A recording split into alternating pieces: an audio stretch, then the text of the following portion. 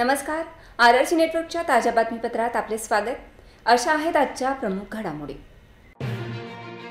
Headlines प्रस्तुत करता Marcus the readymade multibrand showroom. सर्वोत्तम quality, fresh stock, latest designs, reasonable rate. LRT college road, Raghuvanshi Mangal कार्यालयाच्या बाजूला, अकोला. काँग्रेसला 7 जागांवर देण्यात पाठिंबा. प्रकाश आंबेडकर यांचा खळबळजनक लेटर बॉम्ब. दिवंगत आमदार गोवर्धन शर्मा यांच्या पुत्राने मागितली पक्षाकडे उमेदवारी. पोटनिवडणुकीकडे सर्वांचे लक्ष. जिल्हा परिषद आरोग्य विभाग सभापतीच्या कक्षातील POP स्लॅब कोसळला. सुदैवाने हानी नाही. लोकसभा निवडणूक पाहता परवानाधारक अग्निशस्त्र जमा करण्याचे पोलीस विभागाचे निर्देश. अकोला पोलीस दलाच्या वतीने शहरात काढण्यात आला रूट मार्च. अफवांवर विश्वास न ठेवण्याचे आवाहन. आता सविस्तर बातम्या.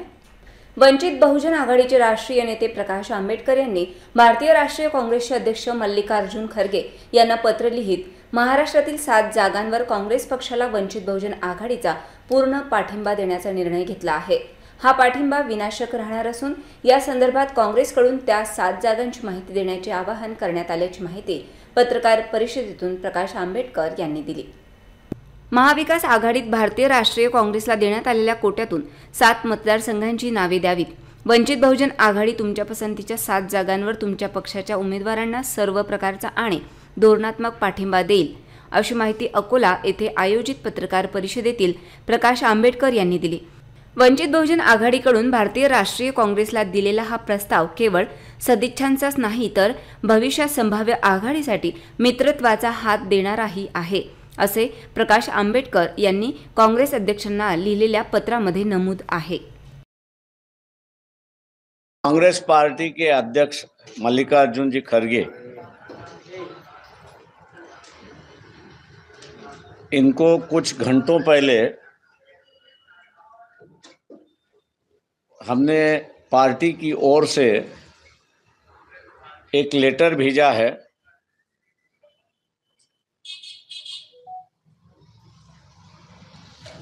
और उस लेटर में ये कहा है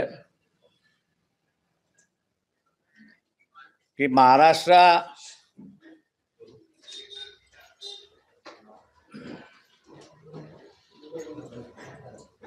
विकास आघाड़ी अपने में समझौता हो रहा या नहीं हो रहा है, इसकी हमको कोई जानकारी नहीं है, क्योंकि उन्होंने जो जानकारी हमको दी थी उसमें से 10 सीटों पर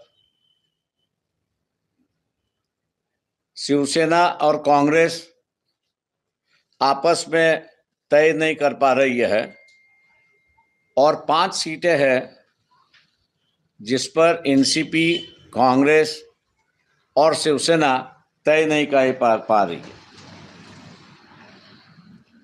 ऐसे स्थिति में मल्लिकार्जुन खरगे को हम लोग ने पार्टी की ओर से लिखा है कि MBA के अघाड़ी में आपके खेमे में जितनी सीटें आएगी उसमें से 7 सीट जो आपको लगता है कि हमारी मदद से विनिंग होगी, उसकी सूची आप भेज दिए या कम्युनिकेट कर दे, ताकि वंचित बहुजन आघाड़ी उन 7 सीटों पर आपको पूरी ताकत से मदद करने के लिए तैयार है.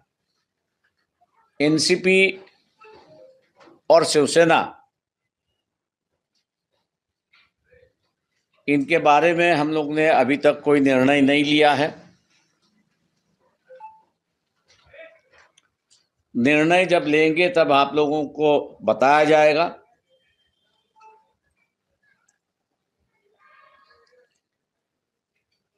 कांग्रेस पार्टी से हमने कोई टर्म्स एंड कंडीशंस नहीं रखी है.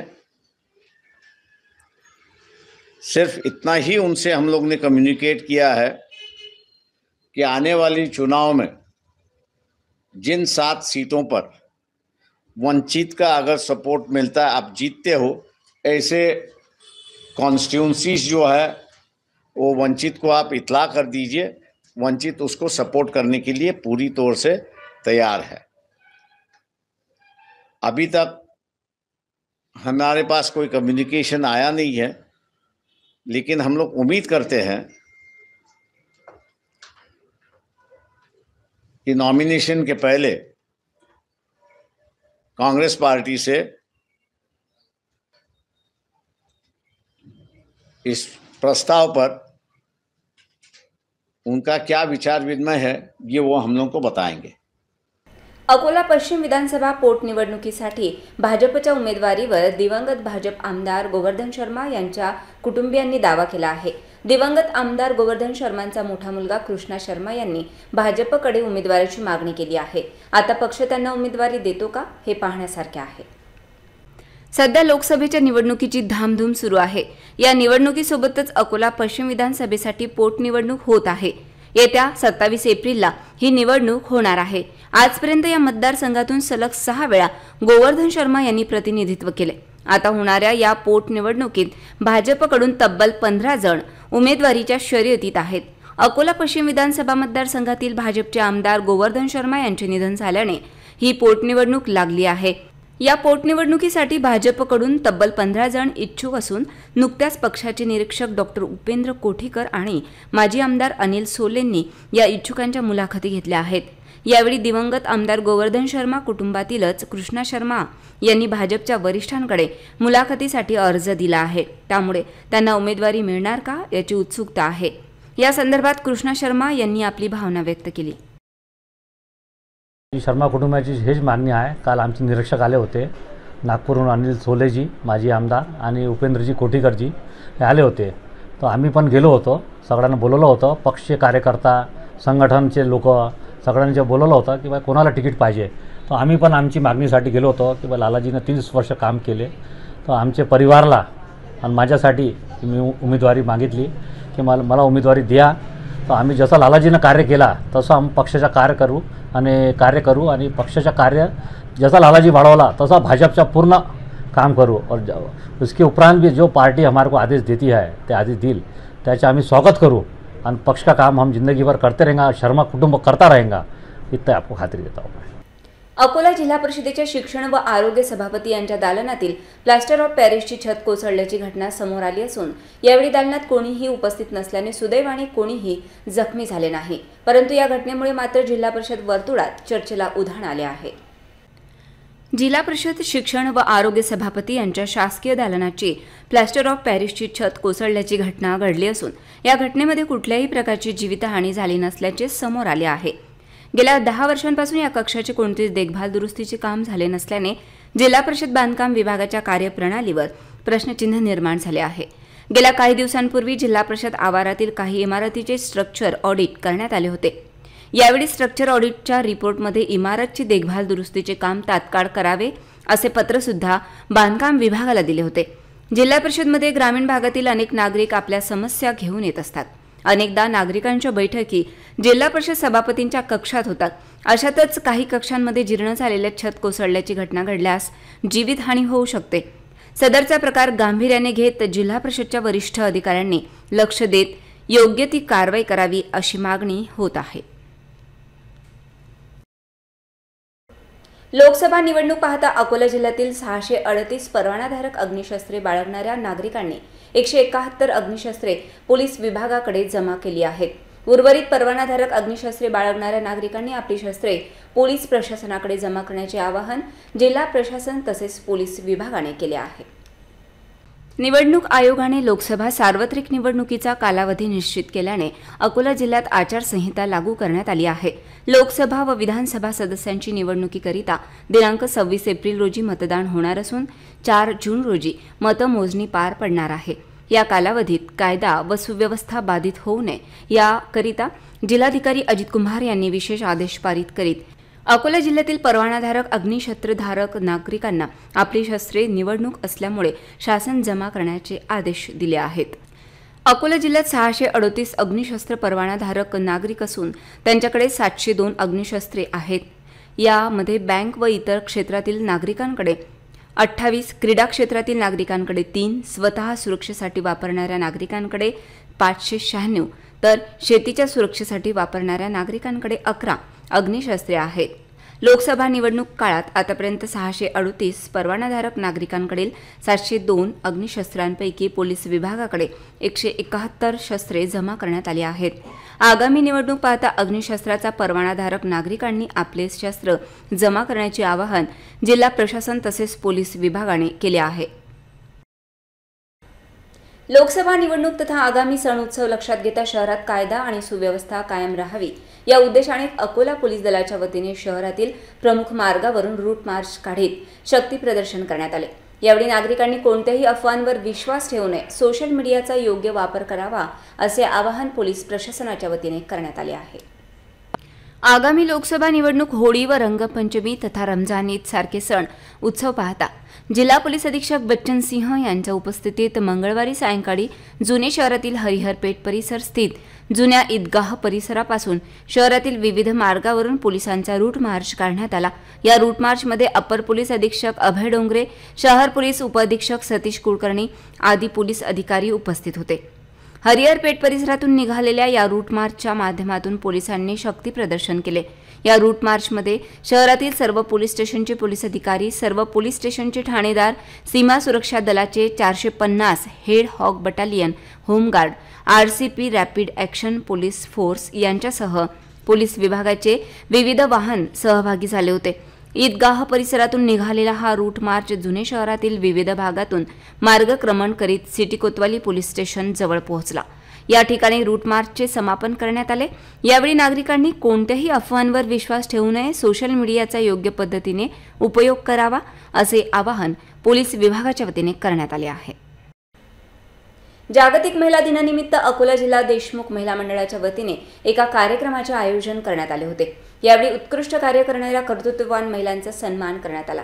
यासोबतच जागतिक महिला दिनानिमित्त विविध स्पर्धांचे आयोजन करण्यात आले. या स्पर्धेत विजयी स्पर्धकांचा मंडळाच्या वतीने आकर्षक बक्षीस देऊन सत्कार करण्यात आला. स्थानिक आदर्श पार्क, गोरक्षण रोड येथे शनिवार दिनांक 16 मार्च रोजी देशमुख महिला मंडळ अकोला जिल्ह्याच्या वतीने जागतिक महिला दिन साजरा करण्यात आला.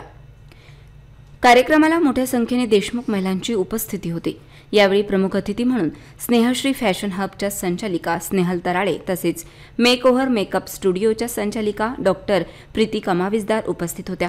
तर कार्यक्रमाचे अध्यक्षस्थान देशमुख महिला मंडळाच्या उपाध्यक्ष नयनाताई यांनी भूषविले. त्यांच्यासह मंचावर मंडळाच्या सचिव सौ स्वप्नालिताई, कोषाध्यक्ष प्रतिभाताई आणि माजी अध्यक्ष कल्पनाताई यांची उपस्थिती लाभली. पुष्पगुच्छ आणि भेटवस्तू देऊन मान्यवरांचे स्वागत करण्यात आले. दीपप्रज्वलन तसेच विद्येची देवता मा सरस्वती, मा जिजाऊ आईसाहेब, क्रांतिज्योती सावित्रीबाई फुले यांच्या प्रतिमा पूजनाने कार्यक्रमाचा शुभारंभ करण्यात आला. यानंतर प्रमुख अतिथी स्नेहल तराळे व डॉक्टर प्रीती कमाविजदार यांचा परिचय शुभांगी देशमुख यांनी करून दिला. तर त्यानंतर प्रमुख अतिथी स्नेहल तराळे यांनी महिला सक्षमीकरणावर आपले विचार व्यक्त केले. तर डॉक्टर प्रीती कमाविजदार यांनी स्वतःमधील आत्मविश्वास, आत्मसन्मान जागृत ठेवून स्वतःच्या कर्तृत्वाला न विसरता महिलांनी समाजात महिलांना सोबत घेऊन एकमेकींना आधार देऊन आयुष्य कसे सावरायचे याबद्दल त्यांनी आपले विचार व्यक्त केले. यानंतर देशमुख महिला मंडळाच्या उपाध्यक्ष नयनाताई यांनी प्रस्ताविकातून आपल्या मंडळाच्या कार्याबद्दल माहिती दिली.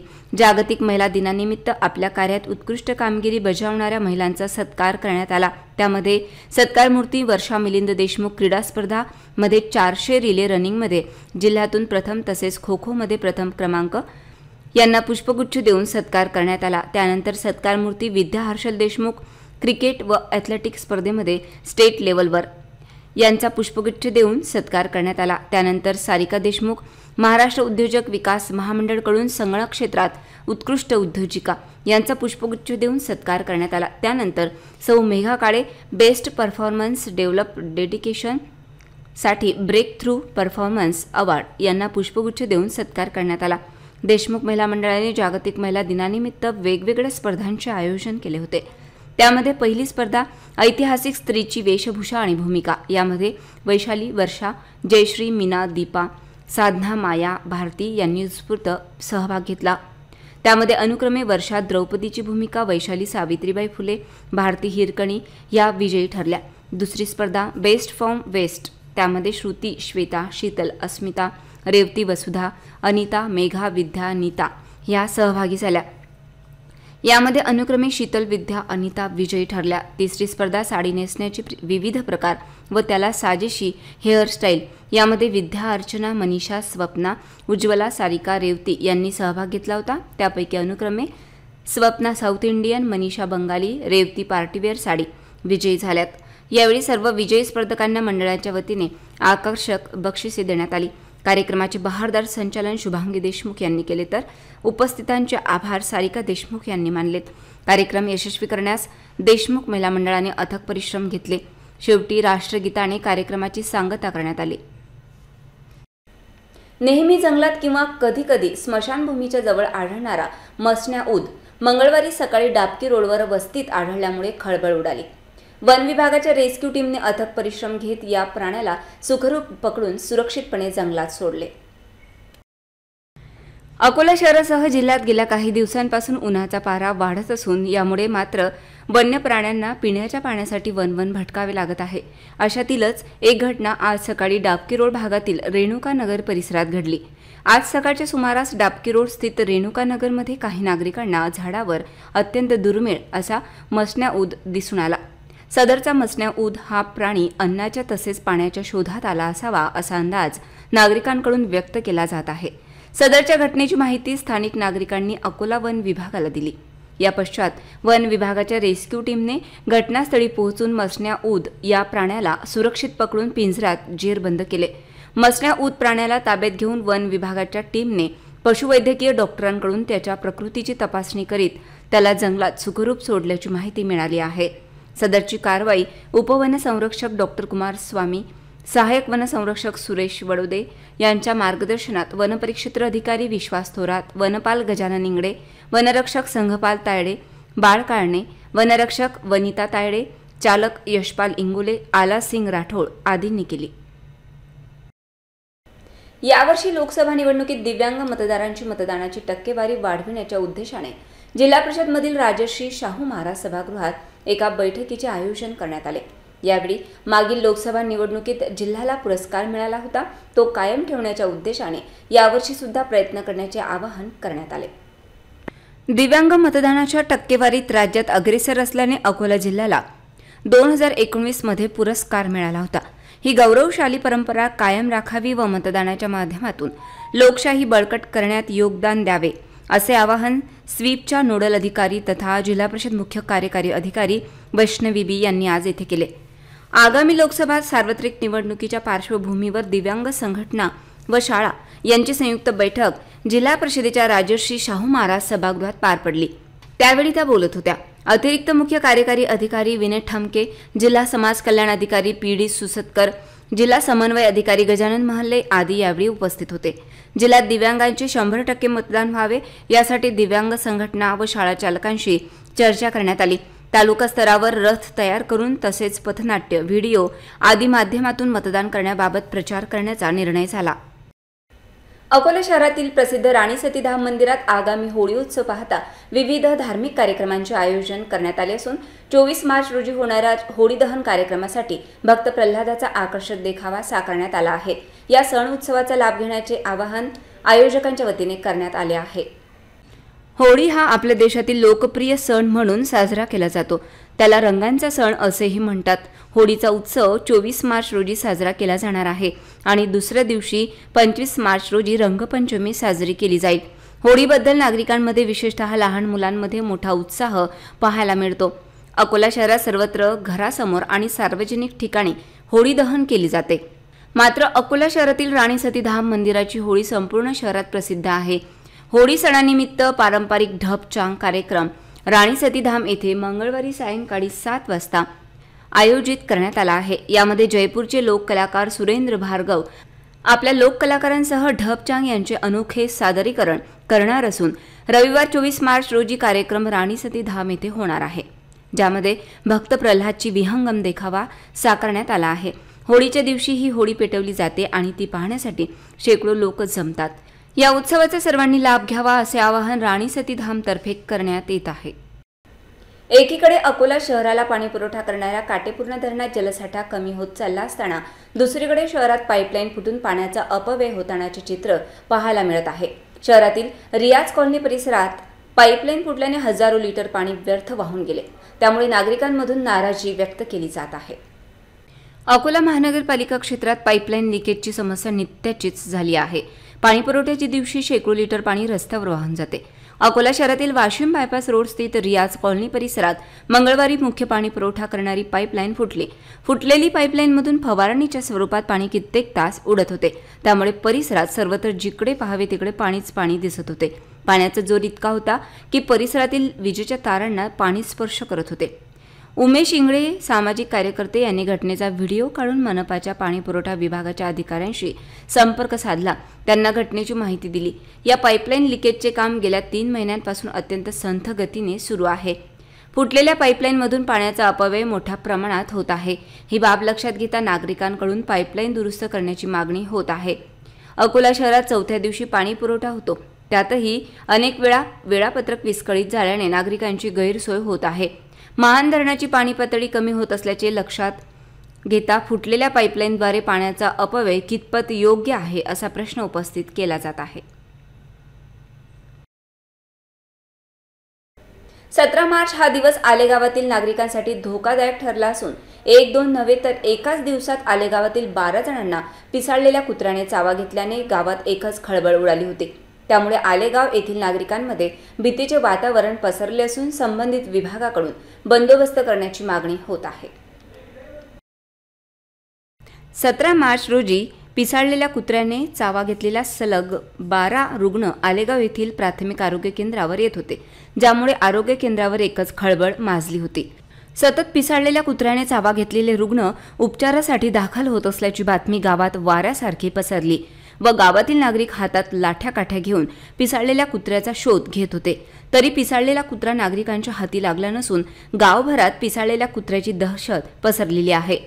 2 ते 3 महिन्यांपूर्वी ही आलेगाव येथे एकाच दिवसात 7 ते 8 नागरिकांना पिसाळलेल्या कुत्र्याने चावा घेतला होता। तरी आज रोजी पिसाळलेल्या कुत्र्याने चावा घेतलेल्या एकूण रुग्णांची संख्या मागील 2 महिन्यात 20 वर पोहोचली आहे। तर ही ग्रामपंचायत गावातील मोकाट फिरणाऱ्या कुत्र्याचे बंदोबस्त करण्यासाठी तयार नसल्याचे गावातील नागरिकांकडून बोलले जात आहे। पुन्हा एक नजर टाकूया आजच्या प्रमुख घडामोडींवर। हेडलाइन्स प्रस्तुत करता Marcus the readymade multibrand showroom. सर्वोत्तम quality, fresh stock, latest designs, reasonable rate. LRT college road, Raghuvanshi Mangal कार्यालयाच्या बाजूला, अकोला। काँग्रेसला 7 जागांवर देण्यात पाठिंबा, प्रकाश आंबेडकर यांचा खळबळजनक लेटर बॉम्ब। दिवंगत आमदार गोवर्धन शर्मा यांच्या पुत्राने मागितली पक्षाकडे उमेदवारी, पोटनिवडणुकीकडे सर्वांचे लक्ष। जिल्हा परिषद आरोग्य विभाग सभापतीच्या कक्षातील POP स्लॅब कोसळला, सुदैवाने हानी नाही। लोकसभा निवडणूक पाहता परवानाधारक अग्निशस्त्र जमा करण्याचे पोलीस विभागाचे निर्देश। अकोला पोलीस दलाच्या वतीने शहरात काढण्यात आला रूट मार्च, अफवांवर विश्वास न ठेवण्याचे आवाहन। बातम्यांसाठी तुम्ही पाहत रहा RRC न्यूज यूट्यूब चॅनलवर। तुम्ही पण लाईक आणि सबस्क्राईब करा RRC डिजिटल अकोला हे यूट्यूब चॅनल। जगभरात कुठेही पहा RRC डिजिटल अकोला। पुन्हा भेटूया ताज्या बातम्यांसह, नव्या घडामोडींसह, नव्या बातमीपत्रात। तोवर नमस्कार।